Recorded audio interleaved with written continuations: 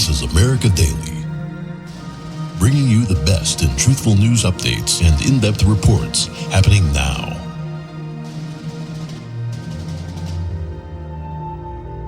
In today's episode, we talk about Antifa, its origins, tactics, and why some in the mainstream media portray this group as being peaceful. Welcome to America Daily. I'm your host, Jessica. And I'm Matt. If you paid attention to the news this past weekend, you'll know that there was a dual protest in Portland, Oregon Saturday.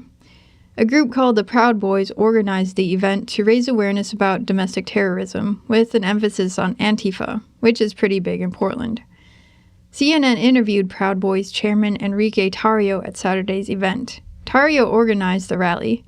Here's a clip from that interview. Okay, so first and foremost, we came over here to raise awareness for domestic terrorism. Now, that's not just for Antifa. That includes the shooting that happened in El Paso, the shooting that happened in Dayton, Ohio, the attempted firebombing in Tacoma, Washington, and the shooting at the ICE facility in San Antonio. I mean, I could go on, but that's what we came here to do. We've been planning this for 2 months. The straw that broke the camel's back was the attack on Andy Ngo, an independent journalist that was just trying to document Antifa, and he got brain hemorrhage. Portland Mayor Ted Wheeler has condemned conservative-leaning groups like the Proud Boys, but he's avoided mentioning Antifa by name.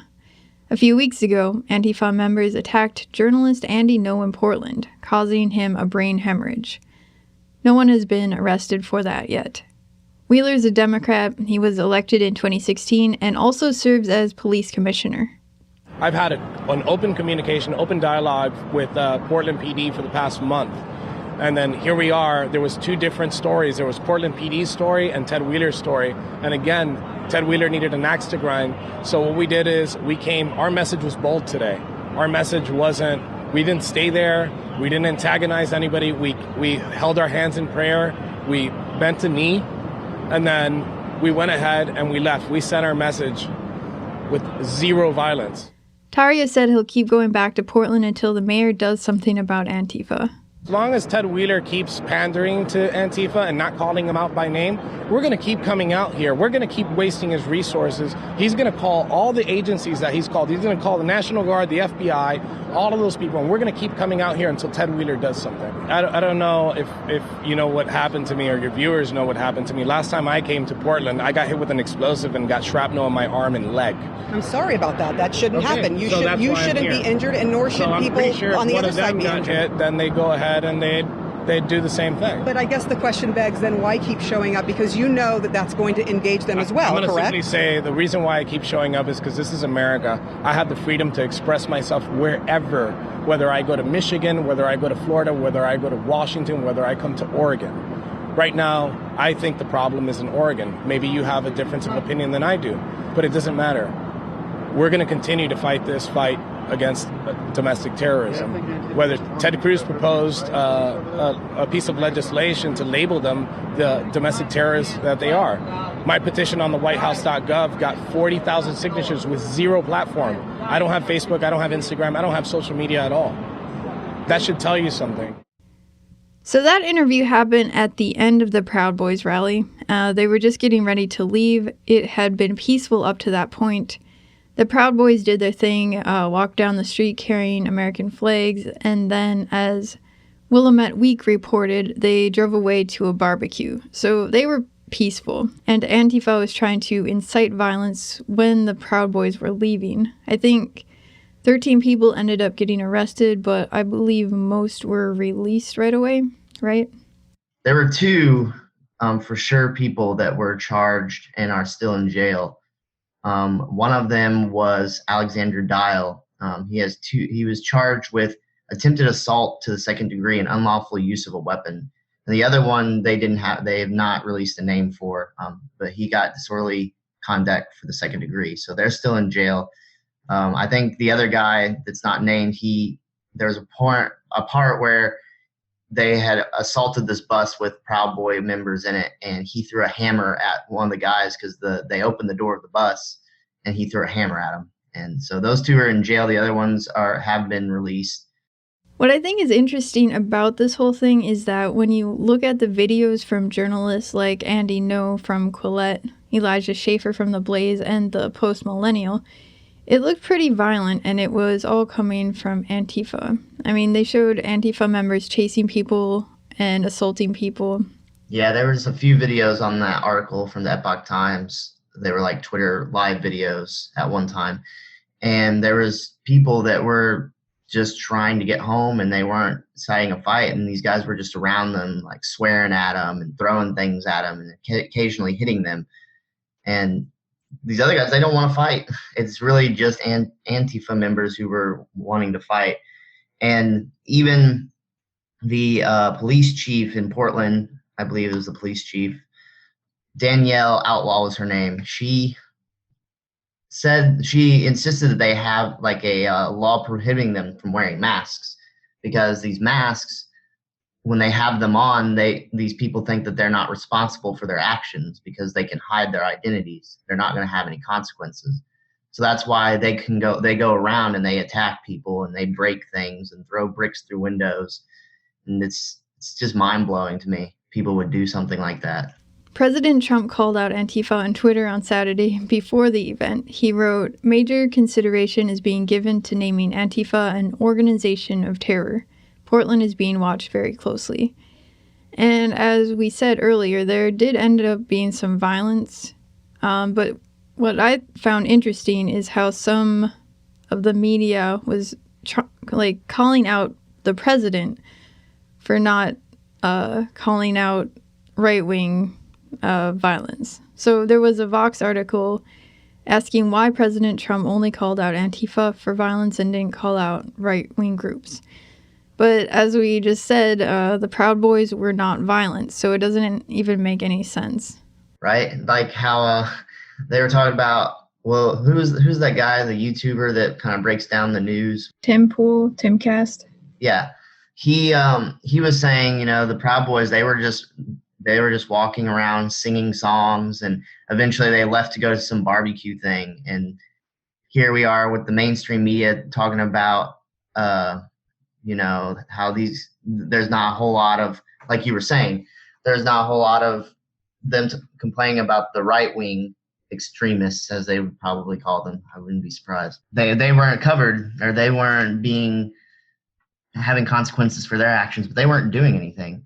They weren't doing anything that was, wrongful. They were just protesting like we're allowed to do here in America. I think it's weird that the mayor, who's also the police commissioner, said it was largely peaceful. Yeah, I think he was just trying to maybe hide some of what was really going on. Now, I don't think it was like extremely bad. Like nobody was killed or anything. And yeah, there weren't a lot of arrests, but there was also video footage of like the police leaving the rally area.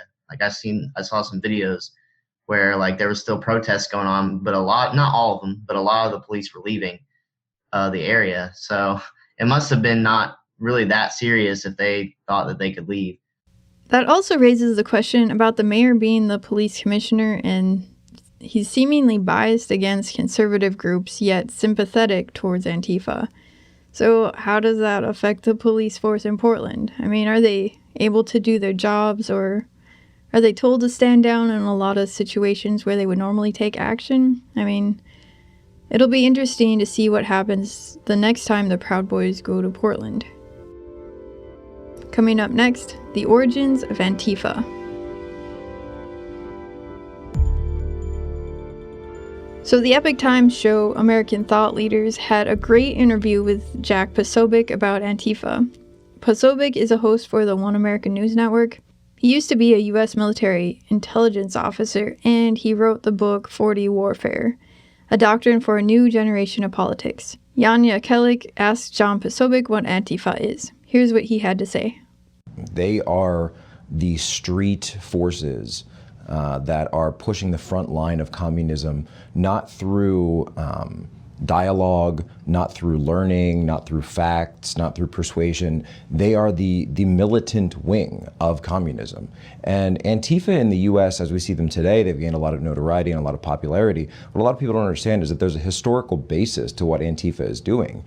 This has been part of a toxic ideology that we've seen go across the world. It really encompassed the world from the Soviet Union to the Spanish Civil War to, of course, China and the Chinese Communist Revolution to Cuba, many others. So there's always, when we see one of these communist revolutions, there's always a preceding sort of leading edge of and it's typically youth. It's very much typically a group that's encompassed of youth that's pushing in the streets, that's pushing violence in order to achieve the ends of the political leaders and the organizations that are above them that are pushing for radical change in a system. So when we see the Antifa groups of today, we have to know that Antifa existed long before Donald Trump existed. Antifa existed in Europe for many, many years, and Antifa goes back all the way even to pre-war Germany. We saw this was funded by the Soviet Union.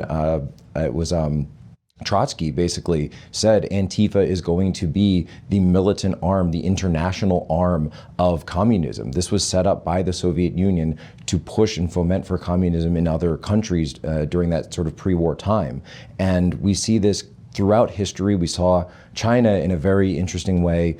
Of course, they had the Communist Revolution, and then about 10, 15 years into it, they had another revolution inside of the first revolution called the Cultural Revolution, which saw the rise of the Red Guards again, which is essentially another version of China's version of Antifa, because essentially Mao thought that he was losing his grip on the party, he was losing his grip on the society, so he decided to really reinforce that and just unleashed violence and terror campaigns for almost a complete decade inside of China.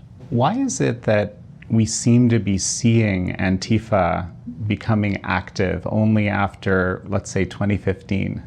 I don't know if that's exactly accurate, but it's certainly, they only really came into my consciousness after about 2015. Oh, for the United States? Yes, for the United States. So exactly. Because Antifa had not really been embraced in the West, specifically in the United States, they weren't possibly as notorious as they should have been. But if you can look throughout history and see them across Europe, you can see them even in the 2010s. There's a little bit of an Antifa presence within the US. I would say the Occupy movement is really the start of Antifa, so 2011, 2012.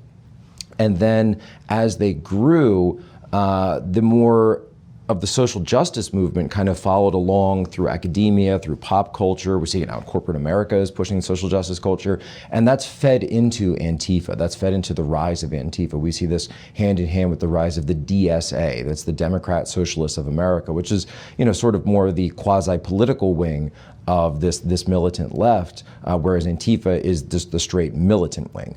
And this new push for socialism in America by a new name. And it's all socialism with just different marketing.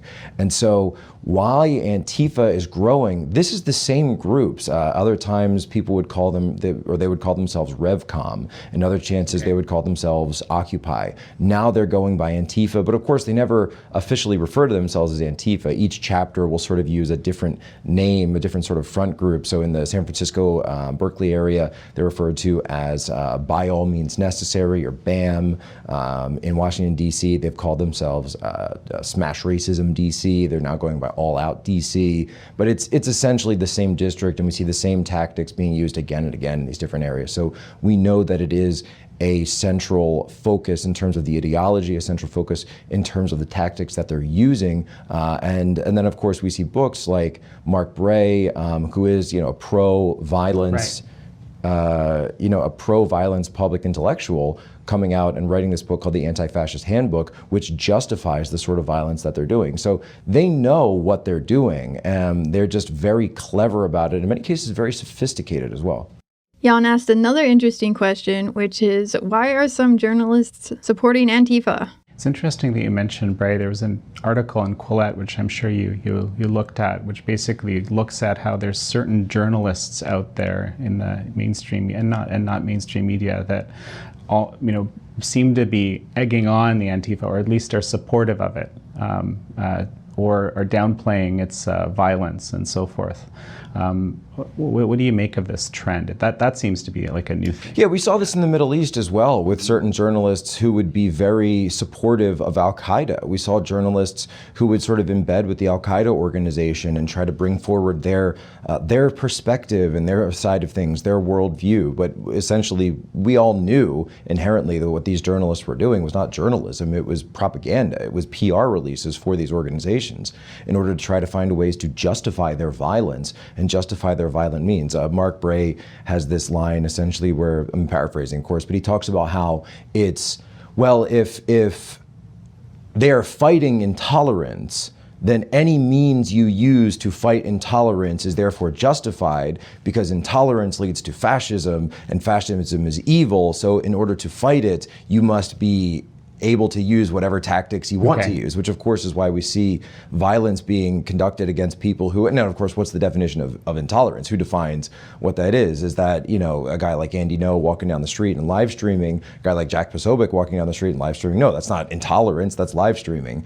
That's documenting what's going on. So for them to use violence though, they have to play these sort of word games, these sort of mind games on themselves in order to justify these violent impulses. And it's really sort of a very low instinctual driver that's pushing them forward, that's pushing this violence forward. And a lot of members of Antifa, sort of former members that have come forward, they'll tell you straight up that, look, we went into this thing because we wanted to fight. You know, look, I was in the military, I was in the Navy. I knew guys who used to like to go out and have a few drinks, pound a few, and just, they would go look for fights, right? They would go out to the bar and, you know, we're going to pick a fight tonight. Don't know who it's going to be, don't know where it's going to be. Not me, of course, I'm well known for my sobriety, but we would know guys like that. So there's an element within Antifa that's also sort of just looking to pick a fight. And there's organizers, this is the difference, there's organizers within Antifa that are utilizing it as a tool. And then there's people like Bray, and there's people like these journalists and these bloggers who are going out there and providing air cover for it to try to justify. CNN, as a great example, right? They said, you know, seeking peace through violence. I mean, this is like straight out of George Orwell, right? Peace through violence. Chris Cuomo at CNN comparing Antifa to the soldiers at Normandy, storming the beaches of France, Nazi Germany controlled France, and comparing these street thugs and these kids who are beating up, in some cases, elderly people, in other cases, journalists like Andy, and comparing them. I mean, it's a complete joke. It's absolutely a complete joke. But to understand that this air cover, this sort of psychological manipulation is not meant for people outside of the group. It's meant for inside the group very much in order to justify them to continue what they are doing, right? It allows them sort of the mental justification, the emotional justification to continue their violence because they're told that their violence is correct, because they're fighting against fascism, they're fighting against intolerance. Therefore, their fight is a righteous fight. Chris Cuomo has a monologue that he's never disavowed, that he's never said he disagrees with, that says, you know, not all punches are equal. That's CNN, right? One of their lead hosts saying not all punches are equal, that it's okay to punch people that have put different political views than you. Now, I'm of the mind that I'm a peaceful guy. I call myself the leader of the New Peace movement. You know, we cannot have political violence of any stripe, because when you start to agree and decide that political violence is justified, that sends you down a very dark spiral and a very deep situation that gets out of control very quickly. Because when one side decides that violence is okay, inevitably there will be an element of reaction to that. And that is going to spin things way out of control. So Matt, you researched the history behind Antifa. What did you find out? It started around the Third World Congress in the summer of 1921 by the Soviet Union. And its main goal was basically to help spread the communist revolution, which at this time the Soviet Union was kind of already mostly communist, and so their next target was to go to Germany, because Germany had, the Nazis were coming up, were starting to rise, and so communism was pretty high in Germany, so they were going to go and help out. Basically, they're like the forceful militant power for the communists, but yet here they are, they're saying that they are against fascism, and fascism is supposed to be like this totalitarian thing with the right wing. And the funny thing is fascism was invented by Mussolini, who, he was in Italy, but he was also a Marxist and a communist. So is fascist really like evil? See, that's the thing. And of course, they're not going to say, Antifa's not going to say that they support communism. They're just, oh, we're against all fascism. And basically, because they said they were anti-fascist, that meant that everything that they were against was considered fascist. Like, that's just how it played out, which is kind of mind-blowing to me. It's interesting to me that everyone assumes the political spectrum has communism on the left and fascism on the right, but really they seem to be on the same side. So if fascism actually stemmed from communism, then it doesn't really make much sense for Antifa to be calling people fascists and attacking them. I mean, Antifa is like the fascist group they're fighting against. They're out there, they're beating up people that they think are evil, and a lot of these groups that they're against, the capitalist groups and stuff, it's also like the security. So like the police, they're against the police. And there was even a video where this guy was talking about, he's like, there's a police standing there, and he was basically telling them they should kill themselves because they're like so wrong or something like that. And there was also another video where there was an African American cop, and the one guy was calling him a racist traitor or something like that. So it's just, this whole thing's a hot mess. And it's not like, I mean, they're not all violent, but because like I watched that video you showed me on YouTube with Jack. He was saying that there's three parts of the Antifa group, and he was kind of describing, he called it the green, the yellow, and the red. And the green are like, they're mainly just like the protesters, the ones that hold the signs and they shout chants and stuff. And then there's the yellow, who are like the people that organize everything. And then the red people are like the smaller group, and they're the ones that are violent. And basically their tactics is they hide in this giant group of protesters that are just walking around carrying signs and chanting and whatnot. And then they can kind of come out, they can hit somebody, beat up somebody, break a window, vandalize, flip cars, whatever, and then run back in the group. So it's hard to like determine who did what. And the masks don't help either. But it's just mind-blowing. And the fact that a lot of the principles they have are not principles, but a lot of the things that they do is the same no matter where in the world they are. So it's kind of like one big movement. It's not just the United States. It's actually pretty new in the United States from the rest of the world. Yeah, I think it's important to mention that Jack Posobiec had actually infiltrated Antifa. So he was in those meetings and he saw firsthand what they were talking about and their tactics. Like, one of his examples was the video of Andy No's attack. So they first threw a milkshake on him, then they went for his head while he couldn't see anything, and then they ran back into the crowd, so you couldn't identify who did what. Right. I mean, I wonder if a lot of the people that go out there and dress in the black and wear the masks and beat up people, if they actually know why they're beating up some of the people they do. Like, I feel like maybe some of those people just join just to go out there and be violent, That's kind of what I feel like, just from seeing the clips I've seen and hearing what I hear. Exactly, I agree. So what are your takeaways from all this? I definitely think it's possible that basically when you have protesting, because, we can't ban protesting, not in America, it would violate our rights, but just make it a law, kind of like they were saying, to ban wearing masks when you go to these protests. Because if people stop wearing masks, I feel like a lot of the violence will probably die down. I think that's something else that Jack was saying, is, if you take away the masks, then the violence will significantly increase or decrease. People will be less likely to do these violent acts because they have a lot better chance of being recognized and having to pay for their consequences. So I think that's one thing that we could probably take away from this, is maybe if you're going to protest, it's okay to protest, but don't be violent. Of course, it's a lot easier now for the police to determine who you are, even if you are wearing a mask, because they could think of like phone calls and text messages. They can tap into those and kind of see what time certain things are to narrow down things. And even be able to identify people based on what they're wearing, recognize certain pieces of clothing and certain accessories like glasses or a watch or something like that.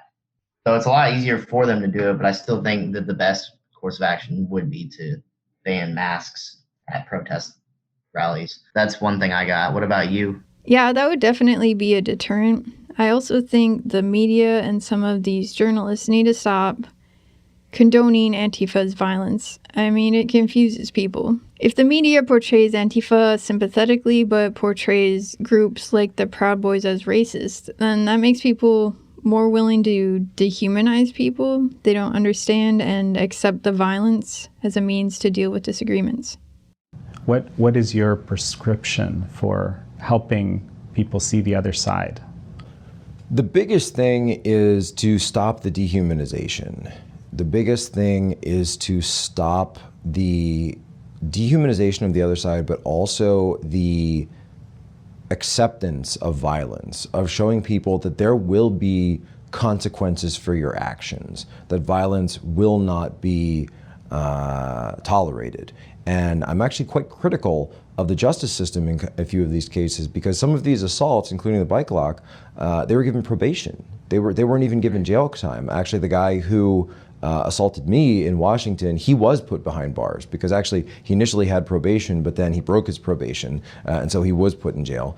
And we have to make an example of the fact that political violence cannot be tolerated, because if we as a country, if we as a system send the message that political violence might be okay, then you're going to create an extremely toxic situation. You're going to create a downward cycle of violence that will not end well, full stop. And so in order to do that is you need to set these boundaries. These are boundaries done by law. There's actually something happened very recently, which I think is fantastic. But it also made me think in a way. So have you heard of the ice cream challenge? Have you heard of this viral thing called the ice cream challenge? Yes. And this is where a lot of Zoomers are doing it, Generation Z. You go into a store, you open an ice cream container, you lick it, yes. You close the top, you put it back on. Well, 20 years potentially. In Texas, it turns out that's a felony. And you can face up to 20 years in jail. And of course, these are kids that are filming themselves doing it, as part of the challenge.